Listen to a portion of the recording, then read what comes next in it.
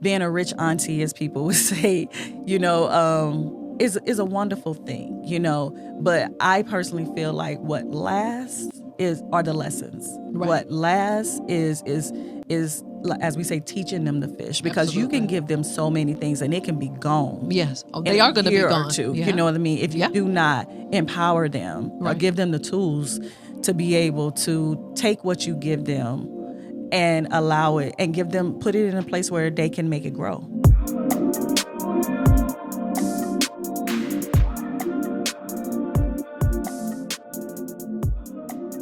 So I know y'all seen the social media craze about the rich auntie. So either somebody thinks you're one, you are one, you want to be one, or maybe you actually want that rich auntie. On today's show, we're going to talk all about that rich auntie. Welcome to another episode of the Thank Me Later Show with me, your host, Jini Thornton, where we help you master your money and transform your life. And the mastery and transformation that we're focused on today, y'all, it's this whole concept of this rich auntie. I am so excited about talking about this. And I have a special guest with me today. Chris Hollis is back with us for another episode of the Thank Me Later Show. Hello, everybody. Happy Chris, to be back. Happy that you're here. Mm-hmm. I know that your family is a little deep with those, not 1, 2, 3, 4, 5, but seven nephews. That's right. I just never thought about you as the rich auntie before, though. Neither did I. So that's a new concept for you too. Well, I'm happy to be talking to you about this because obviously, it's kind of been a thing on social media, this whole concept of the rich auntie. So I'm very curious with the role that you play in your family. You have 2 brothers. Between the 2, they have 7 boys. I can't comprehend 7 boys all at one time. But I also understand your role, the leadership role that you play in your family. Yeah, because I'm the oldest. Listen, we're going to talk about that specifically, that whole birth order thing, if it really matters for real. But thank you for being here today. Thank you for having me. This is going to be interesting. It is going to be interesting. I do want to say this whole podcast show is for entertainment purposes. So if we're being here as the rich auntie is for entertainment purposes only. We don't want anybody confused out here. Exactly. Absolutely. So before we get into the topic, I just kind of wanted to talk about our relationship. Okay. So we have worked together, I think we said maybe about 14 years. Yes. 13, 14-ish years. Mm-hmm. So we are the leadership of the company Envision Business Management Group, where we provide accounting services exclusively in the entertainment industry. That's correct. Can you believe you've been doing it that long? Yeah, it feels like it, doesn't it? Because, entertainment years are like dog years. Yeah, it's a blur. It's been a blur. It is a blur. We're going to have to do a whole nother show about that, though. Yeah. That topic in particular. Are you ready for that or not? I am. Oh, okay. I am ready for that. We have a lot to talk about with that. Yeah. So let's talk about this whole concept of this rich auntie. So first of all, I want to talk about your family. So you're the oldest of 3. Yes. So 2 younger brothers. Yes. And your 2 brothers, who has how many boys? One has 3. Okay. And the other has 4. Other has 4. Mm-hmm. And so obviously you're the oldest. How many years between you and the next sibling? About 4 years. Okay. Yeah. So clearly you're it's not like y'all are back to back. Yeah. And so tell me, how has this played out in your family? Because I think it's easy to assume, with you being the oldest, you're the only girl. You don't have any children. Right. So what do you think there was this expectation or this hope maybe that you would play a significant role as this rich auntie to these amazing 7 nephews? I don't know exactly what my brother's expectations was, but I know what mine was. Okay. And by the time my brother started having children, we were kind of up in age. They didn't have kids while they were in school or anything like that. So right. With that being said, I had kind of fell into my own rhythm of life. Okay. So, and I was not about to have that disrupted, so I made it very clear to my brothers that, you have children, I don't, And so, but tell me, how did that play out? Was that like there was this expectation and you had to be like, yo, we're going to have to back this down a little bit? Or just when these beautiful babies started arriving, you're like, okay, we're going to have a little come to Jesus real fast? That's exactly how it went down. Like, I didn't give them the opportunity. And to be fair, I don't know if my brothers ever really had that expectation of me. I know that they, of course, wanted me to be the auntie and all that kind of stuff, but it wasn't a situation where they really wanted me to like support in any kind of way. Okay. And like I said, I had already established that boundary. Like, these are your kids, not mine. If you need something, I got you. Right. If the boys need something, I have you. But otherwise, I'm living my best life. And did you have that same conversation with your brothers, but also the mothers of the kids Some too? of them. Yeah. Some of them. Okay. Like, yeah. So like, clearly there's multiple. Right. Right. Sorry, brothers. Sorry. I unintentionally provided that information. Yeah, but some of them I did. And I mean, not in a rude way, the intent was never to be rude, but I would just be like, hey, if you need something, call me. If you don't call me. Like it was kind of simple. And so for someone who may have a very similar role in the family, maybe the oldest, maybe they don't have children. Because first of all, let me back up. Do you think that there's an expectation that for people who don't have kids that you automatically assume that they have a lot of money? Do you think that that's I think it's that, and I also think that they think you don't have nothing to do.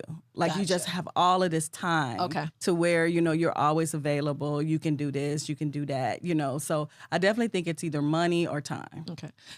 And preparing for this segment, I think I've noticed that I think I may have had some judgment about that too. Because I think I just assumed, just because I know how much money it has cost me to have kids. So I'm like, if you don't have kids, I'm like, you got to have a ton of money. Like, how can you not have a ton of money? Like, how is that possible? So, but what I hear though, and maybe because you just had the roles were clear, the boundaries were clear in your family before all of the babies started arriving. So it wasn't a thing where you had to kind of back anybody down in the pain about it. Right. Exactly. So any advice for people who have this title? Because, what an honor to be that auntie. Because I know you have got to love the boys. Oh, I do love the boys, and I mean, for me, if I'm just being 100% transparent, when the boys were born, as they grew up, I wouldn't consider myself in the rich auntie phase of life. Okay. So it really, that kind of came as they got older. Okay. In my life. So yeah, there were some boundaries already set. And and I just kind of kept them in place. Gotcha.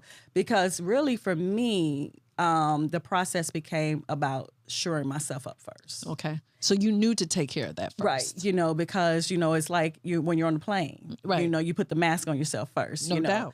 And I know my nephews, they can get loans, they can get all these different types of things to help them through school and whatnot. There's no loans to help you with senior care. There's no financial aid. Exactly. Absolutely. There's no financial aid for retirement. Exactly. For sure. Adult living situations. So to me, that's where my focus really became. Right. And while I was in the process of switching into this rich auntie phase of life, I, again, was making sure that I was still shoring them up with information. Right. And making sure that they didn't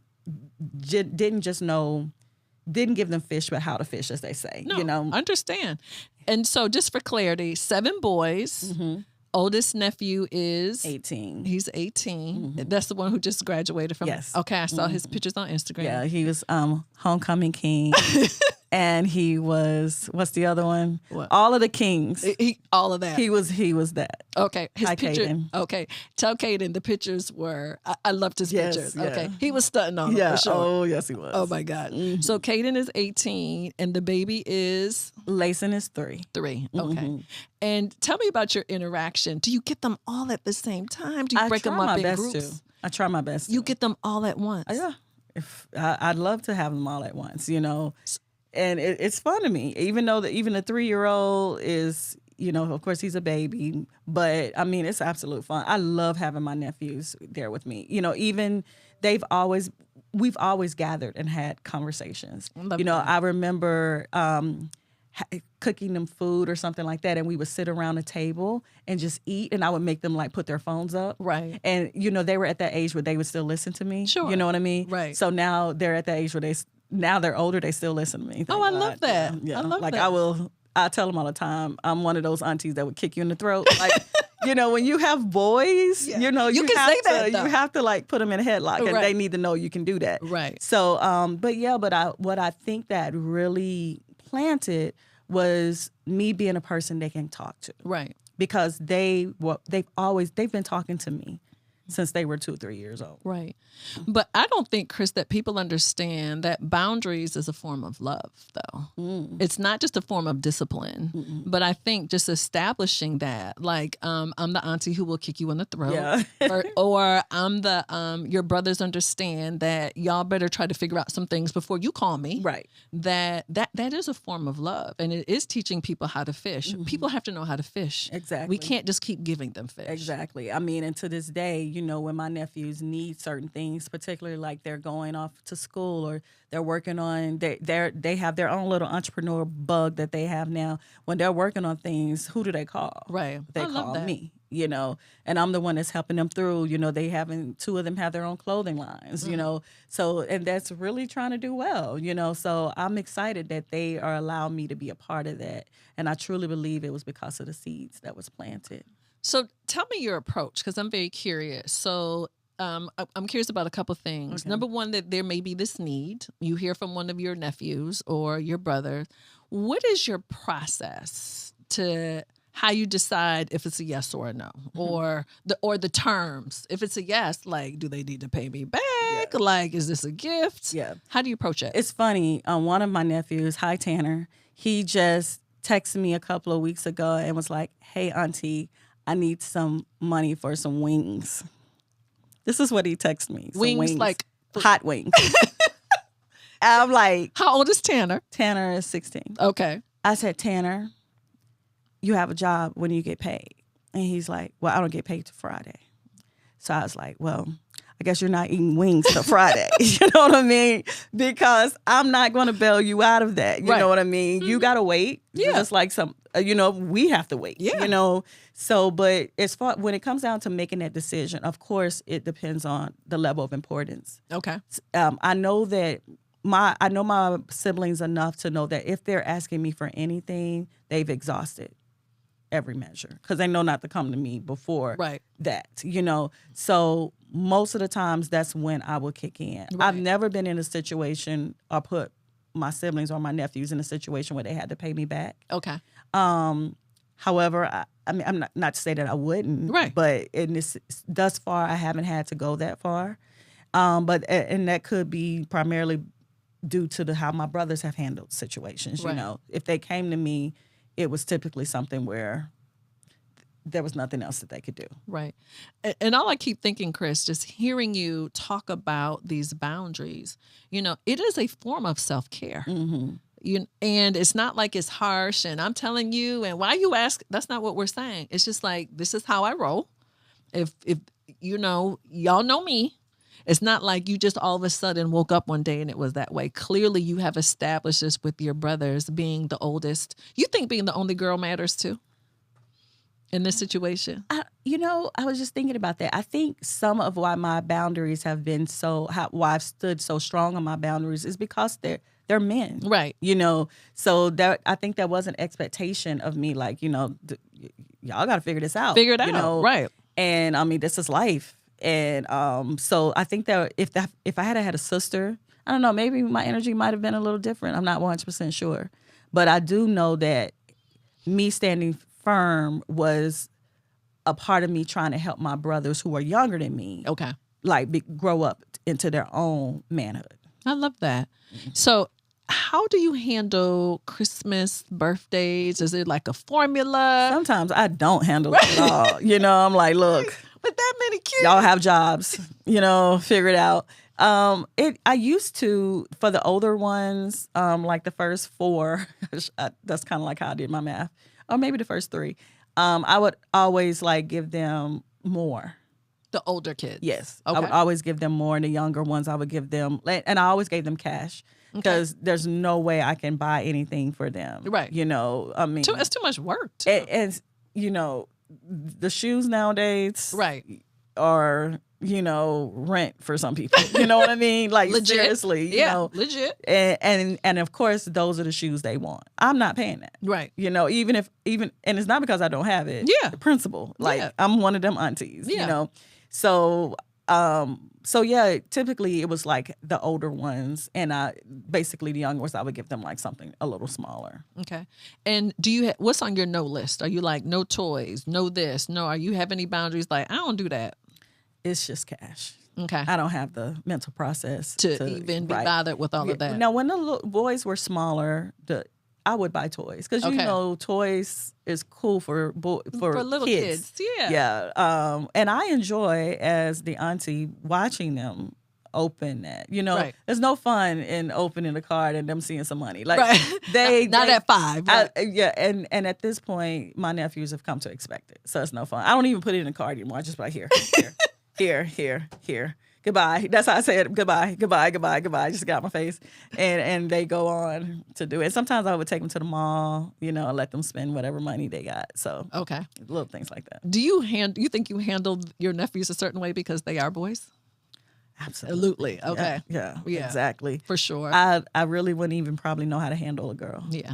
Me either. Yeah. Yeah, me either. Like, but maybe I would. Maybe. Right. Maybe. I mean, because even though I have nothing but boys and men around me. I mean, I'm a somewhat girly girl. So right. There is a part of me that's always wanted to take someone to get their nails done. Right.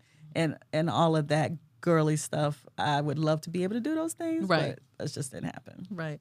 I think that's one thing that you and I have in common as far as in the context of our families. It has never been difficult for me to set boundaries. Mm-hmm. Like that's easy for me. And it's not that I'm not trying to pin anybody to the mat, but I just know in order for us to be in a relationship, I know I need to be very clear on where the line starts and stops. Mm-hmm. So then there's no confusion. And, you know, this is where I can and do help. But these things right here, I'm not your girl for this. Exactly. I'm not your girl. So I think that has helped me. And because I know a lot of times as people get more money, people talk about more money, more problems, or how difficult things are with family. And I'm like, I can't relate to that. Yeah, because I'm not going to let that be my story or my burden. I'm like, all I have to do is just be clear. Right. Yeah, to me, it just takes clarity. And for me, once new things come into my life, before I even communicate that, I already know what I want to do with it. Right. For sure. So a part of my communication is me sharing how I'm going to allocate said thing. Absolutely. You know? So that there's also nobody gets to run away with a pipe dream and build something because this is exactly what I'm going to do with it. Right. That's helped me as well. Yeah. My mother always said, she who writes the check is in charge. So I think I always felt like, okay, the rules then need to kind of follow what works for me. Mm-hmm. And like you, I want to help people and not hurt them. Like, baby, you got to know how to fish. Right. That is always, in my opinion, been the thing. I understand being a rich auntie, as people would say, is a wonderful thing, But I personally feel like what lasts are the lessons. Right. What lasts is as we say, teaching them to fish, because you can give them so many things and it can be gone. Yes, they are going to be gone. You know what I mean? If you do not empower them or give them the tools to be able to take what you give them and allow it and put it in a place where they can make it grow. Right. All right, so I'm going to transition to a Thank Me Later hotline question that was submitted to us. I'm going to read it out loud. We don't have the caller. So this is from Jessica in California. Hey, Jessica. So Jessica says, I've really identified with the rich auntie catchphrase. Everyone calls me that jokingly, and I have a love-hate relationship with it. I've built this life, but don't know what the next phase is supposed to look like for me. Any advice on how to make key decisions? So if it sounds like to me, Jessica's like, okay, I have this role in my family. I'm doing good, but how much thought do I need to put into all of those other people when I'm charting my course? I mean, for me, it's, are you good first? Right. Are you good first? Like we was talking earlier, sometimes you may be unmarried, you may not have children, your future as you get older, all of it may be on you, So it's important. That's a real thing. Yeah. And it's important for you to make sure you're good first. And if you feel like you're good, then from that point is to me, it's about, you can make a decision based on whatever you feel will empower the person the most. Okay. I love that. Yeah. You must take care of yourself first. And Chris, I talk to so many people who are trying to make sure this person's good. This person's good. Meanwhile, things are just a hot mess in their life. That is not sustainable. Yeah. I mean, I've seen situations where, I have other friends who have nieces and nephews and they're giving their last to give the child something while the parents are out getting their nails done. Right. Right. Or whatever they want to be doing. And that's not going to be me. Yeah. Love it's that. not going to be me. So now I'm going to transition because, listen, working together, I know a little bit about your personal life. I want to talk to you about being the kind of the leader in your family. So obviously, again, 3 of y'all, you're the oldest, 2 younger brothers. Do you think, is it more birth order that has put you in charge? Is it because you're the only girl? Is it your personality? How did you kind of end up being the one in charge in your family? So I'm pretty sure if you ask them, I'm not the one in charge, but I am the one in charge. But I do think it's really been more personality. Okay. I think that my brothers and my family know that I'm pretty fair and level-headed, and I'm always trying to make the decision based on what's best for everybody. Okay. And so I think I've kind of became that voice that can talk to both parties. You have that family member that, like, if someone's mad, well, you call and talk to them. Right. Like that's you. I'm that You're person. the mediator. I'm the one that can kind of, bring the fire down on each side. So I really think it's just my personality and just not really caring about who's right, but what is right. What is right, yeah. And right isn't always easy. It's just right. So tell me now, because you are kind of that sandwich generation, you have parents, you have these brothers, you have these 7 beautiful nephews. How have you been having the discussions with your brothers at all? Like, hey, y'all, parents are maturing here. Are you talking to your brothers? Are you talking to your parents directly? Y'all all talking together? Like, what does that look like? So again, I'm the mediator, so I am the one pretty much talking to both. I'm trying to bring people together to talk, but that doesn't always happen. So I am prepping, I call it prepping my brothers, for like, hey, first of all, I have brothers, so y'all know there's a good chance that this could be all on me. Right. You know what I mean? So that's not sexist. I mean, yeah, I think it's a fact. Yeah. Don't. Sorry. No judgment. Yeah. Sorry, not sorry.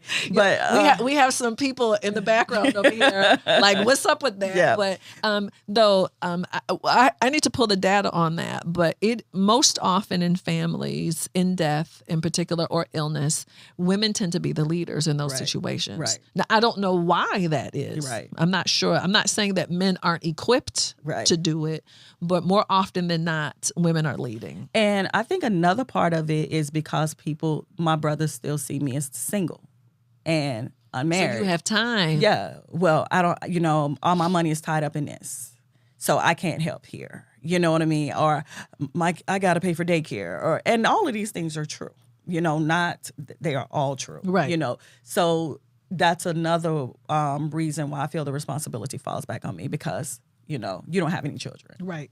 So that's another thing. I think the other thing, too, I'm definitely preparing my brothers. And I do think my brothers will help, in helping their own way and help in some ways that I'm going to tangibly assign them. Okay, delegate. You know what I mean? Yes. Empower. Yeah, empower. Ask. But I heard someone say that someone asked the person, how many times do you see how old is your parents? And he said about 75. Right. And he was like, when do you see them? He was like, every Christmas. Right. He was like, so more than likely you have about 6 more Christmases to see them. You have literally 6 more times to see them. Yeah. That changed me. Right. And I shared that with my brothers as well, which I do think changed them as well. They are taking more time to come and spend more time with our family and so forth, because you don't want just 6 more times to see your parents. Right. It's not, I mean, that sounds horrible. Yeah. So really talking to them, planting these seeds, as I like to say, it's really something that's kind of helping them slowly begin to realize that we all have and share the responsibility. And I'm curious, when I think about your parents in particular, are they open? Like, hey, do y'all have a will? Is your stuff together? Are they like, girl, don't talk to us about that? They are 1,000% wrapped up already. Love that. Yeah, they are wrapped of course. up. Yeah. They have it, which thanks Mom, Dad for just not being afraid of that and going ahead and making sure that all that stuff was wrapped up. We've already had discussions. Love that. About how things are, where things are. Love that. You know, even the more I go through Black Women Will, I learn more myself. So I will go back and be like, hey, what about this? What about that? What about this? Do you know where all your bank accounts are? You know, and all these different things. So, but yeah, they are totally on board. And how does that make you feel? Just knowing that it's buttoned up.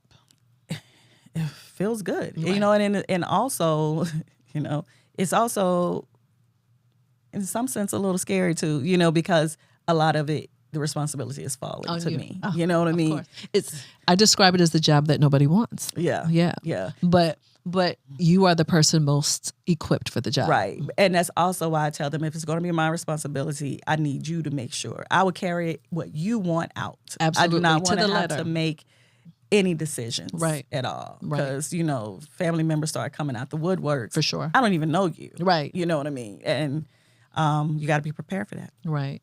You know, you and I having similar personalities, what happens in your family, you end up inherently being the one in charge, you know, just by default, or just, you know, you're the most equipped, whatever it is. And I've had to have those same conversations too. You can throw me the ball, but we got to button this whole thing up. Yeah. Because I cannot manage chaos. Okay. Again, it's the job that nobody wants. I know in my family, I am the most equipped for said job though, but we're just going to have to handle this a certain way. Yeah. But being okay having that conversation, it's not like, what you doing? This is raggedy. And we're not saying that. In love, like if you love me, this is what we need to do. Right. You know? Right. Otherwise, I don't know what type of commitment I'm going to be able to make to you. Right. And just go ahead and have, like I said, having those conversations early with everybody, you know, it has really been able to help me because I understand my brothers. I've already told them, like, this is probably the role I'm going to take because y'all got this going on. Right. I don't mind stepping up to do this. Right. So that way, when things go down, nobody's brand new. Right. You know, Right. everybody knows. We already talked about Yes, this. we already talked about it. We already talked about this.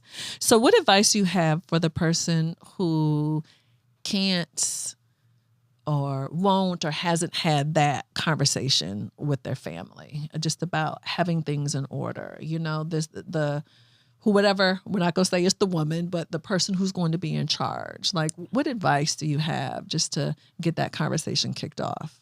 I would probably just, you know, gather a list of questions that you want to ask. Just be as prepared as you can be. And I love that. It really is just a matter of just scheduling said time because you want to make sure you can't ask on the fly.